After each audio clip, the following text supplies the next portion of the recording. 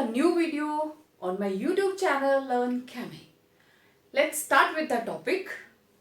Previous lecture के अंदर आप लोगों ने देखा how Bohr's model explained each and everything regarding nature of light. Either it was a wave character or it was a particle character, right? With the passage of time, new discoveries always came up. तो Bohr के model को कुछ समय तक accept किया गया क्योंकि जो गाइडलाइंस उसने दी थी उस हिसाब से बहुत सारी प्रॉपर्टीज को वो एक्सप्लेन कर रहा था. He was fully applying his postulates. But सबसे बड़ी प्रॉब्लम क्या थी? हमने क्या पढ़ा उसमें? Bohr's model for hydrogen atom. ये वाले जो पोस्टुलेट्स थे ना, जो हमने लिखे बोहर्स मॉडल के, ये सिर्फ हाइड्रोजन एटम तक ही सीमित थे. They were applicable only for hydrogen and hydrogen like atoms. Means जिनके अंदर एक ही इलेक्ट्रॉन होगा. जैसे हीलियम. हीलियम में होते हैं 2 इलेक्ट्रॉन, लेकिन अगर मैं कर दूं हीलियम 1 पॉजिटिव तो 1 इलेक्ट्रॉन. लिथियम का एटॉमिक नंबर होता है 3. तो अगर इसके ऊपर मैं 2 पॉजिटिव कर दूं तो इलेक्ट्रॉन कितने बचे? 1. इलेक्ट्रॉन कितने बचे? 1. तो it was applicable to hydrogen and hydrogen like atoms, means जिनके अंदर एक ही इलेक्ट्रॉन था. ओके. तो फिर धीरे धीरे और बहुत सारी डिस्कवरीज होती गई. जैसे जैसे स्पेक्ट्रोस्कोपी का स्कोप बढ़ा, नए नए इक्विपमेंट्स बने, तो स्पेक्ट्रास को और ज्यादा डिटेल में स्टडी किया गया. तो वो कौन से लिमिटेशंस थी, वो कौन से ड्रॉबैक्स थे जो बोहर्स के मॉडल को आगे नहीं बढ़ने दे रहे थे? Those were the first one. जो बोहर का मॉडल था, it could not explain spectra of atoms having more than 1 electron. Hydrogen का तो एक्सप्लेन कर दिया. तो जिनके अंदर एक से ज्यादा इलेक्ट्रॉन थे उनको क्या बोलते हैं? Multi electron atoms. मींस ये मल्टी इलेक्ट्रॉन एटम्स के स्पेक्ट्रा को एक्सप्लेन नहीं कर पाया. अगर मैं कहूं कि कार्बन का spectra, he was not able to explain that. Copper का spectra, he was not able to explain that. Other than hydrogen, helium 1 positive and lithium 3 positive, hydrogen like atoms, उनके स्पेक्ट्रा के अलावा ये किसी के स्पेक्ट्रा को explain नहीं कर पाया. Then it could not explain fine structure of spectral lines. अब जैसे ये स्पेक्ट्रा की लाइंस थी कि यहां से भी इधर पहुंची, इधर से भी इधर, इधर से भी इधर, इधर से भी इधर, और उसके आगे भी जैसे मैं इस लाइन को थोड़ा सा बड़ा कर दूं तो इस लाइन के अंदर भी ऐसे छोटी छोटी लाइंस थी, ऐसे. क्योंकि मैंने आपको बताया था ना, ये जरूरी नहीं है कि इलेक्ट्रॉन एक ही जंप में नीचे आएगा. हो सकता है कि ये ऐसे आ रहा हो, इलेक्ट्रॉन ऐसे आ रहा हो. तो स्पेक्ट्रल लाइंस के आगे भी फाइन स्ट्रक्चर था, लेकिन वो कहां से आया उसके बारे में हम अपने लेटर जो वीडियोस होगी उनमें बात करेंगे, क्योंकि वो क्वांटम मैकेनिकल मॉडल के बाद की बात है, वहां आपको अंडरस्टैंडिंग होगी. तो ये स्पेक्ट्रल लाइन का जो फाइन बिल्कुल बारीक स्ट्रक्चर था उसको एक्सप्लेन नहीं कर पाया. Okay. Then it could not explain splitting of spectral lines in electric field. आपने कैथोड रे के एक्सपेरिमेंट में देखा था कि अगर हम कैथोड रेज के रास्ते में इलेक्ट्रिक फील्ड लगाते हैं तो वो डिफ्लेक्शन शो करता है. अब यहां किसकी बात हो रही है? स्पेक्ट्रा किसकी वजह से बन रहा है? Movement of electron. तो अगर हम स्पेक्ट्रा लेते टाइम इलेक्ट्रिक फील्ड लगा देते हैं तो स्पेक्ट्रल लाइंस जो है वो डेविएशन दिखाएंगी, स्प्लिट हो जाएंगी. ठीक है ना? और अगर हम मैग्नेटिक फील्ड लगाते हैं तब भी वो स्प्लिट कर जाएंगी. आपने देखा था ना, क्योंकि electron moving charge is always associated with magnetic field. तो अगर आप एक मैग्नेटिक फील्ड को दूसरे मैग्नेटिक फील्ड में लेके जाते हैं तो ऑपोजिट पोल्स तो अट्रैक्ट करेंगे, but if they are same poles then there will be repulsion. तो जब स्पेक्ट्रल लाइंस को ऑब्जर्व किया इलेक्ट्रिक फील्ड के अंदर तो इट शोड स्प्लिटिंग. और ये स्प्लिटिंग क्यों हुई? Bohr was not able to explain that. और एक चीज, ये जो स्पेक्ट्रल लाइंस की स्प्लिटिंग होती है इलेक्ट्रिक फील्ड में, this is called Stark effect. अब ये आप लोगों के लिए क्वेश्चन है, आपने डेफिनेशन लिखनी है इसकी. What is Stark effect? The splitting of spectral lines in the presence of electric field is known as Stark effect. ये मुझे आपके नोट्स में चाहिए। देन मैग्नेटिक फील्ड होगा तब भी ये स्प्लिटिंग शो करेगी, and it was studied by Stark. And splitting of spectral lines in magnetic field, it was studied by Zeeman. This is called Zeeman effect. तो ये दोनों की दोनों डेफिनेशंस आपको अलग से, ये पूरा जब हो जाए तो यहां पे लिखनी है आपने स्टार डाल के। एक आप लिखोगे स्टार्क इफेक्ट, उसकी डेफिनेशन, और दूसरा आप स्टार डाल के लिखोगे ऐसे जीमैन इफेक्ट, इन दोनों की डेफिनेशन, और ऐसे उसको बॉक्स में क्लोज कर देंगे। ठीक है, ये मैं वीडियो में बता रही हूं और आपको नोट्स में इसको लिखना है, मैं चेक करूंगी notes properly. Then fourth was atoms combine to form molecules. Why some molecules are straight, some are trigonal planar, some are tetrahedral, उनकी शेप अलग अलग क्यों होती है? Bohr was not having answer to this question also, that shape of molecules formed by combination of atoms, he was not able to explain कि shape क्यों आई। Then मैंने बोला ना डिस्कवरी चलती रहती है, वर्क चलता रहता है। तो two other scientists, one was Heisenberg and the another was de Broglie. Heisenberg's uncertainty principle and de Broglie's relationship, इन दो साइंटिस्ट के वर्क को बोहर का model, Bohr's model of an atom was not supporting. और मैं ऐसे कहूं, Bohr उन दोनों के जो फाइंडिंग्स थी वो उनको एक्सप्लेन नहीं कर पा रहा था। ठीक है, अब इन दोनों का शॉर्ट में मैं थोड़ा सा आपको यहां बता देती हूं क्योंकि इस थ्योरी के साथ रिलेटेड है। अलग से हम अभी नेक्स्ट करेंगे हाइजेनबर्ग अनसर्टेनिटी प्रिंसिपल भी और डी ब्रोगलीज रिलेशनशिप भी। अब देखिए, बोहर के हिसाब से जो एटम है it is having fixed radius, fixed energy and fixed path. तीनों ही चीजें हमें पता है कि एटम जो है वो न्यूक्लियस के अराउंड सर्कुलर पाथ में घूम रही है और हर ऑर्बिट का रेडियस फिक्स है, फर्स्ट, सेकंड, थर्ड, फोर्थ। ये बोहर के मॉडल की फर्स्ट लाइन थी, फर्स्ट पॉस्टुलेट था कि radius and energy of orbit is fixed. तो देखिए रेडियस भी फिक्स है, एनर्जी भी फिक्स है और पाथ भी फिक्स है। मींस आपको रेडियस का पता चल गया, एनर्जी का पता चल गया और पाथ का पता चल गया। मींस आपने इलेक्ट्रॉन की पोजीशन ढूंढ ली, आपने इलेक्ट्रॉन की पोजीशन को पता कर लिया। लेकिन according to Heisenberg and de Broglie,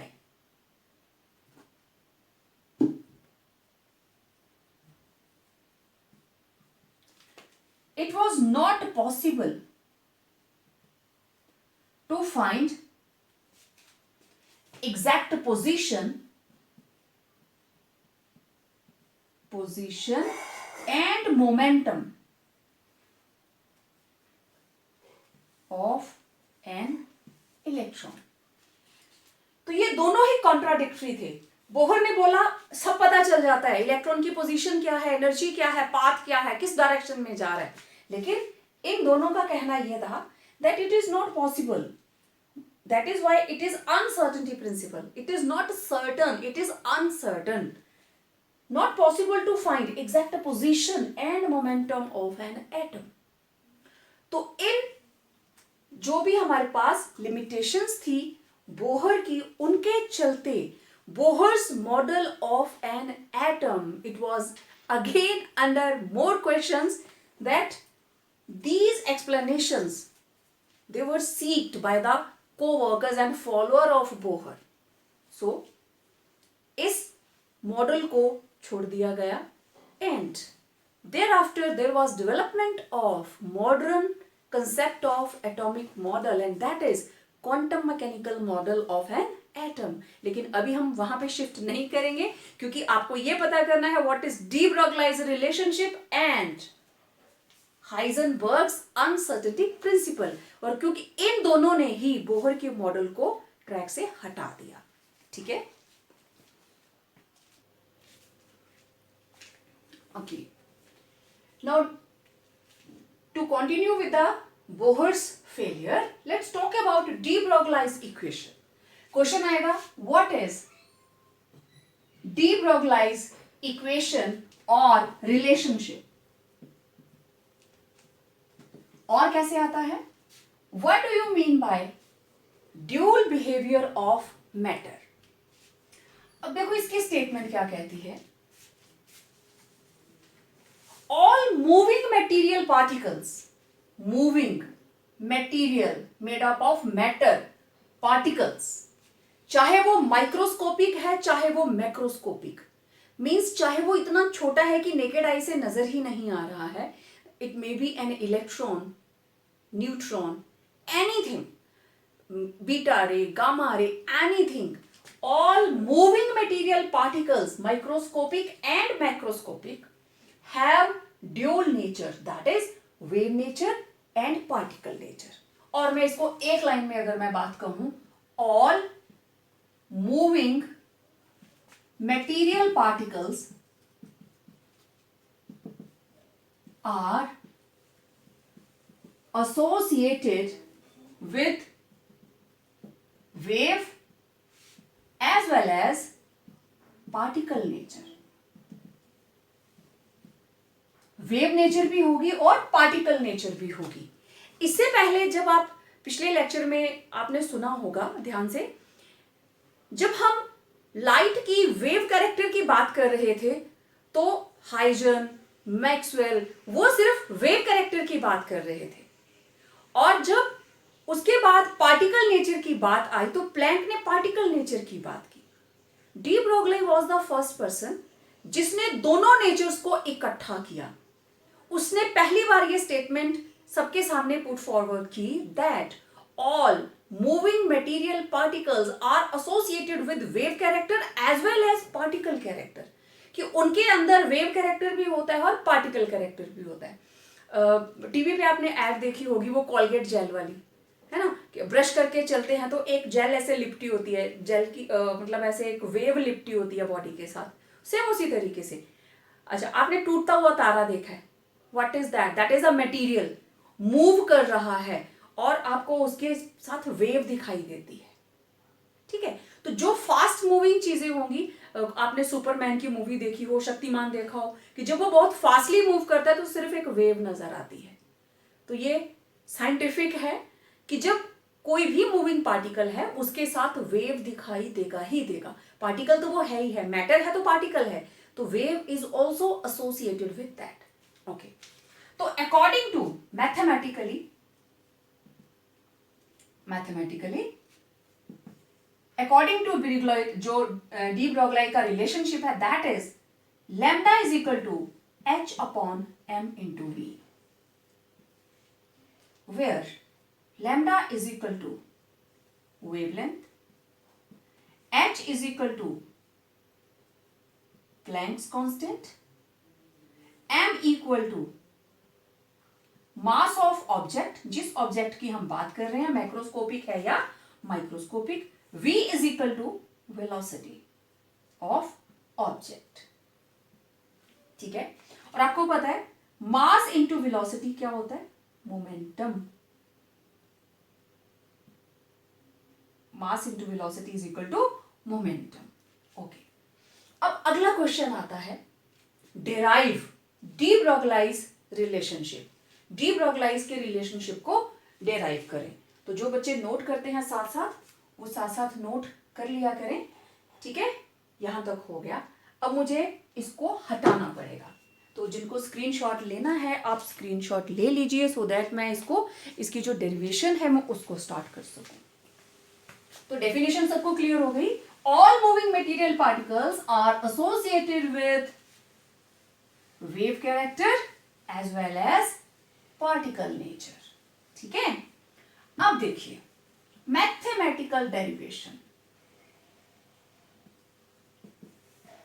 derivation of de ब्रोगलाइज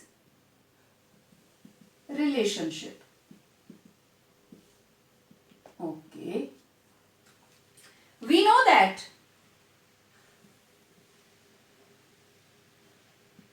अब देखो प्लैंक के बाद की बातें हैं, उन दोनों को इसने इकट्ठा करा है। According to planks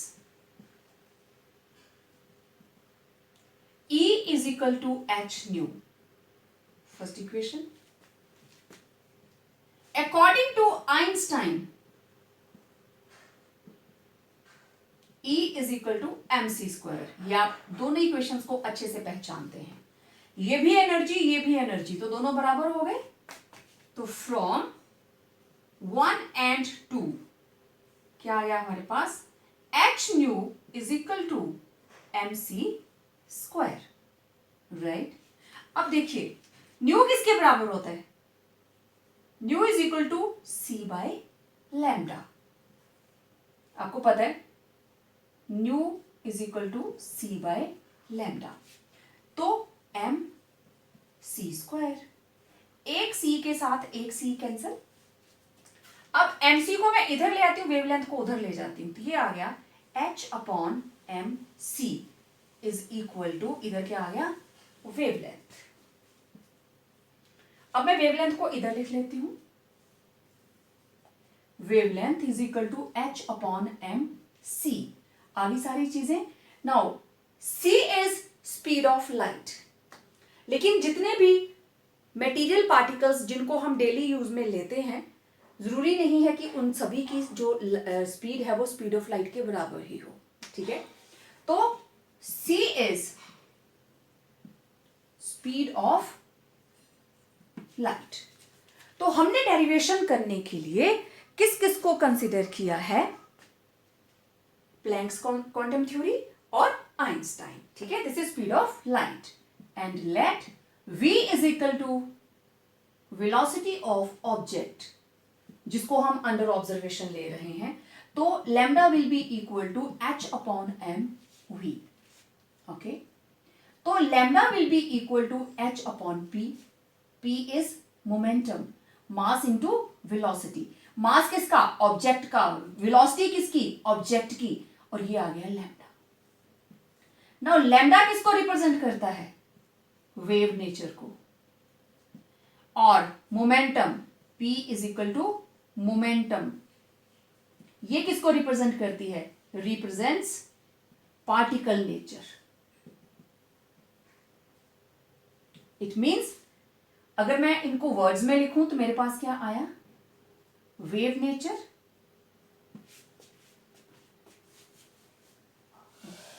one thing more, अगर मैं इसको इक्वल टू का साइन हटा दूं, h क्या है यहां पे? Planck's constant. तो मेरे पास क्या आएगा? Lambda inversely proportional to p. Wave nature, it is inversely proportional to momentum. तो ये आ गया wave nature inversely proportional to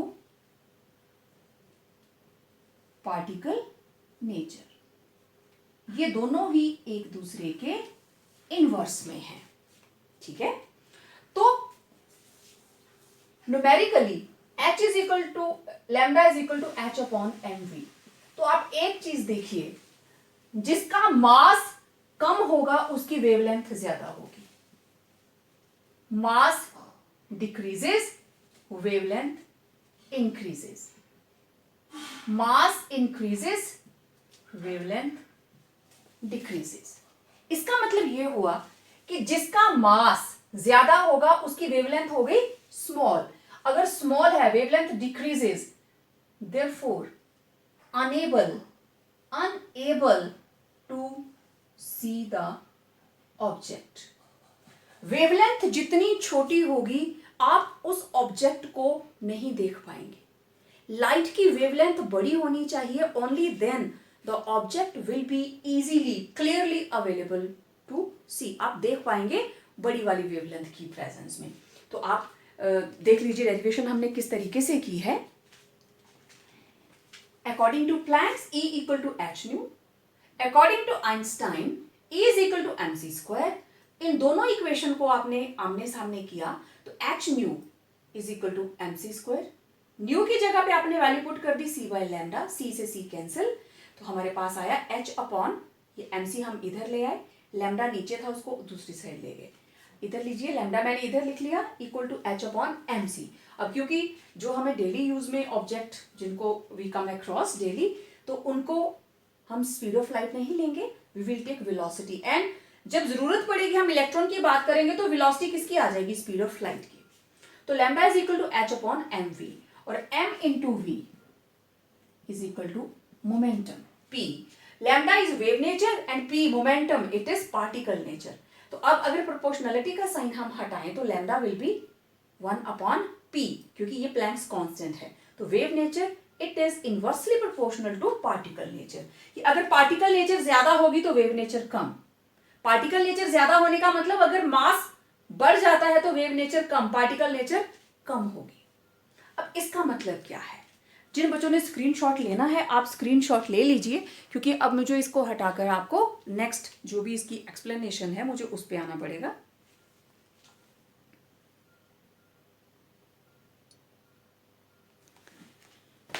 know, what is the meaning of कि पार्टिकल नेचर बढ़ेगी तो घटेगी, व्हाट डज इट मीन? ये वाली डेरिवेशन आपको पता है, यहां तक आपने नोट भी कर लिया होगा मेरे साथ साथ, आई होप सो। ओके, अब देखिए lambda equal to h upon m we.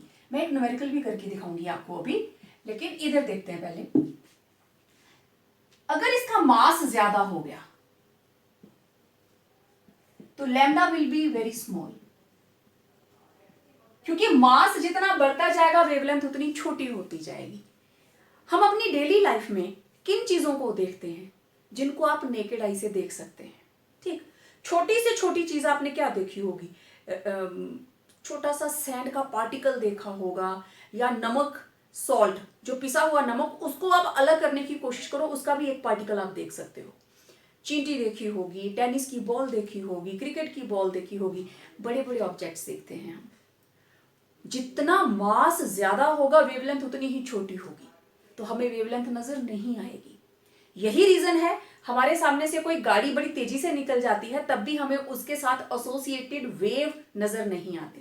Cricket की बॉल जाती है, हमें उसके साथ एसोसिएटेड वेव नजर नहीं आती, क्योंकि उसका मास काफी ज्यादा होता है, ठीक है? तो डी ब्रॉगली रिलेशनशिप का हमारी डेली लाइफ के साथ कोई सिग्निफिकेंस नहीं है, हमें इसका कोई भी बेनिफिट नहीं है। बेनिफिट कहां पे है, माइक्रोस्कोपिक पार्टिकल्स के साथ, but it is applicable to all, both microscopic as well as macroscopic. लेकिन अगर हम ये कहें, आपको क्वेश्चन आता है what is the significance of de Broglie's relationship in our daily life, we come across large objects in our daily life, therefore wave associated with those large objects is not visible to our eyes, therefore it has no significance in our daily life, because we come across large object or macroscopic object को हम daily के daily देखते हैं, right? तो इसका कोई significance नहीं है। Okay, let me solve one numerical for you people, जिसमें आप ये देखेंगे कि मास का इंपैक्ट कितना ज्यादा रहता है अगर हमें उस ऑब्जेक्ट को देखना है या नहीं देखना है, ठीक है? तो late us compare wavelength of an electron and a ball. Okay, compare wavelength of an electron and a ball, ठीक है? तो ये रहा इलेक्ट्रॉन और ये रहा बॉल। इलेक्ट्रॉन का मास, बॉल का मास मैंने ले लिया, लेट इट बी 100 ग्राम्स, ठीक है? Now mass of electron it is 9.1 into 10⁻31 kilogram. तो मुझे इसको भी किलोग्राम्स में कन्वर्ट करना पड़ेगा, 100 अपॉन 1000, तो ये आ गया 0.1 किलोग्राम, 0.1 किलोग्राम, ठीक है? बॉल का मास हमारे पास आ गया 0.1 किलोग्राम। और compare wavelength of an electron and a ball, speed हम सेम लेंगे दोनों की, moving with same speed, say 10⁵ metre per second, ये स्पीड है उसकी। Let us compare now velocity 10⁵ metre per second, velocity 10⁵ metre per second. Now lambda is equal to h upon mv. Lambda is equal to lambda ball, lambda electron, h upon mv. अब इनकी values को हम put कर देते हैं। h is equal to 6.62 10⁻34. Mass is 9.1 into 10⁻31 into velocity 10⁵. Here 6.62 10⁻34 0.1 into 10⁵ meter per second. Now let us solve it further. ये हमारे पास आया 6.62 divided by 9.1 into 10⁻34 -31 ऊपर जाके हो गया +31, 5 ऊपर जाके माइनस हो गया -5। तो देखें 34 में से 31 गए तो कितने आए, चलो पहले इनको कर लो, टोटल हो गया -39, -39 में से 31 चले गए तो कितने आए 8। तो ये रहा 6.62 अपॉन 9.1 इंटू 10⁻, किस में आएगा ये माइनस में, -8। क्लियर। अब 6.62 को जब आप 9.1 से डिवाइड करेंगे यू विल गेट 0.727 इंटू 10⁻⁸। अब ये डेसिमल मुझे आगे चाहिए, 7.27 आगे को गया तो 10⁻⁹ तो वेवलेंथ आया 10⁻⁹ मीटर, वेवलेंथ ऑफ इलेक्ट्रॉन।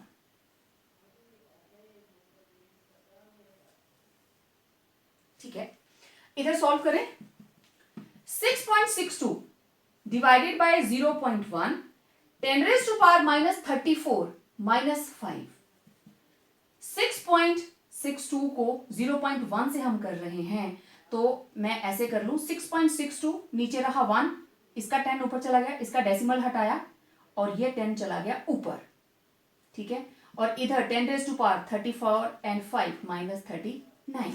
अब ये एक इसमें से माइनस हो गया तो ये रहा 6.62 into 10⁻⁻38 metre. This is wavelength of ball, ये बॉल की वेवलेंथ है, राइट।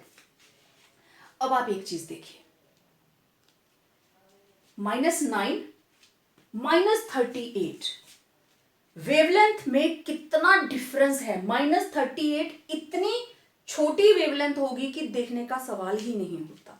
And this is 10⁻⁹। इसकी वैल्यू इसके कंपैरिजन देखो कितनी ज्यादा है, मतलब एक के नीचे 9 zeros मीटर का 10⁻⁹ पार्ट और वो 10⁻⁻38 पार्ट सी, तो वेट कितना है जस्ट 100 ग्राम। तो अगर आप ये देखें कि कोई भी object, large object, let's say 100 ग्राम की जगह अगर यहाँ पे 100 किलोग्राम होता तो यहाँ 100 आ जाता, 1000 होता यहाँ 1000 आ जाता। तो 1000 ग्राम्स 500 ग्राम्स। अब गाड़ी का वेट कितना है, ट्रेन का वेट कितना है, कितनी भी तेजी से चला लो उसके साथ एसोसिएटेड वेव इतनी छोटी होगी that it will not be able to be observed, हम उसको देख ही नहीं सकेंगे। तो यही कारण है डी ब्रोगली इक्वेशन का हमारी डेली लाइफ के अंदर कोई भी सिग्निफिकेंस नहीं है। तो इसका मतलब कंपैरिजन आपने किया तो wavelength of electron is too large as compare to wavelength of ball. इसको आप लास्ट में लिखेंगे। बात समझ में आ गई सबको? ठीक है, ये मैंने अभी करते करते यहाँ पे लिख दिया है, लेकिन आप लास्ट में इसका जो कंपैरिजन लिखेंगे मैं इधर कर देती हूँ। Therefore, wavelength of electron is larger than wavelength of a ball moving with same speed. Otherwise अगर हम इलेक्ट्रॉन की बात करें, आप यहाँ पे जो स्पीड ऑफ इलेक्ट्रॉन है आप उसको स्पीड ऑफ लाइट भी पुट कर सकते हैं कि इसकी स्पीड इतनी है, बट क्योंकि सेम स्पीड लेनी थी इसलिए कंपैरिजन जो है वो थोड़ा आसान हो जाता है। तो जिन बच्चों को स्क्रीनशॉट लेना है आप स्क्रीनशॉट ले लीजिए, सो दैट न्यूमेरिकल नोट करने में आपको थोड़ी सी आसानी रहे।